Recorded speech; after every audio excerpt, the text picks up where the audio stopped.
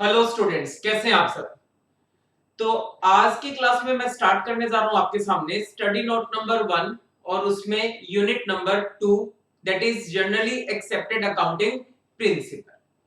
ठीक है जी। तो देखेंगे अपनी स्क्रीन पे, देखेंगे यूनिट नंबर 2।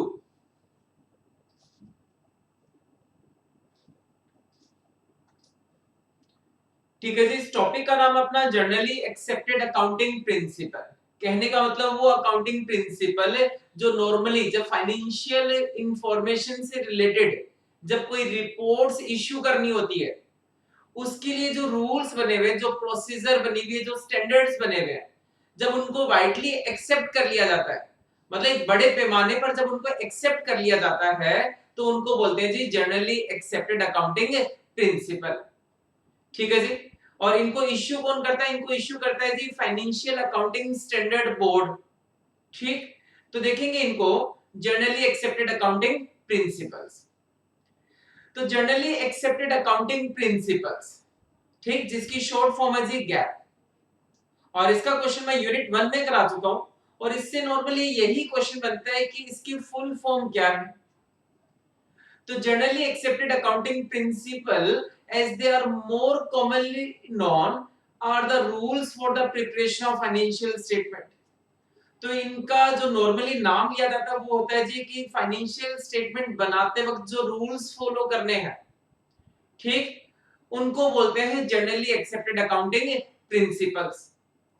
जैसे जनरली एक्सेप्टेड अकाउंटिंग प्रिंसिपल में बहुत सारी कॉन्सेप्ट्स कवर है, बहुत सारी कन्वेंशंस कवर है, कुछ फंडामेंटल अकाउंटिंग अजम्पशंस कवर है। तो ये जो रूल्स ऑफ अकाउंटिंग है यही आपका जनरली एक्सेप्टेड अकाउंटिंग प्रिंसिपल है। जैसे कंसिस्टेंसी है, जैसे बिजनेस एंटिटी है। ठीक है जी। ये जनरली एक्सेप्टेड अकाउंटिंग प्रिंसिपल्स है। Every public traded company must release their financial statement each year। तो जितनी भी पब्लिक कंपनी होती है, ठीक है जी, उन सबको क्या करना होता है? अपने जो फाइनेंशियल स्टेटमेंट है वो पब्लिक में रिलीज करने होते हैं। और ये हमने पढ़ा था यूनिट 1 में कि जो फाइनेंशियल स्टेटमेंट है पब्लिक कंपनीज के लिए वो पब्लिक के लिए होते हैं, ठीक, वो एक्सटर्नल यूजर्स के लिए होते हैं। These statement are used by investors।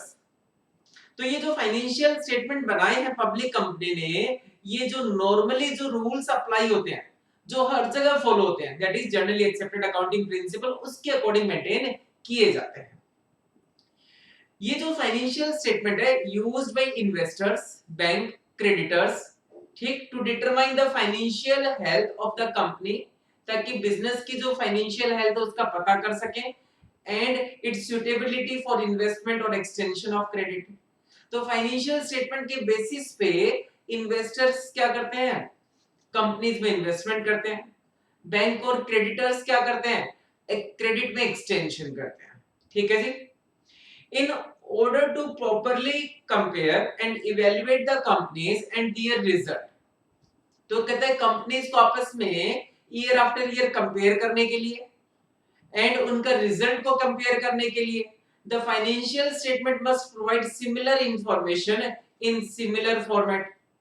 तो कहते हैं डिफरेंट डिफरेंट कंपनीज की जो फाइनेंशियल इंफॉर्मेशन है, ठीक, वो सिमिलर फॉर्मेट में होनी चाहिए और एक ही तरीका होना चाहिए उनका। Every country has its own generally accepted accounting principal. जैसे इंडिया के अकाउंटिंग प्रिंसिपल्स अलग है, ठीक, और यूएस के अलग है। And all publicly released financial statement must be comply these rules. तो अगर मैं इन शॉर्ट बात करूं तो जनरली एक्सेप्टेड अकाउंटिंग प्रिंसिपल वो रूल्स होते हैं, वो रेगुलेशंस है, वो स्टैंडर्ड्स है जो कंपनी अपना फाइनेंशियल स्टेटमेंट बनाते वक्त उनको कंप्लाई करती है। ठीक है। जैसे ईयर आफ्टर ईयर, जैसे अकाउंटिंग जो मेंटेन होती है, एक साल की अकाउंटिंग मेंटेन होती है अकाउंटिंग पीरियड कॉन्सेप्ट के अकॉर्डिंग।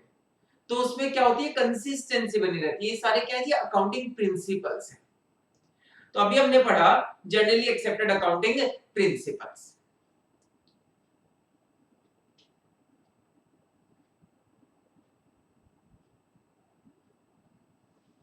ठीक है जी। उसके बाद चलेंगे नेक्स्ट यूनिट पे।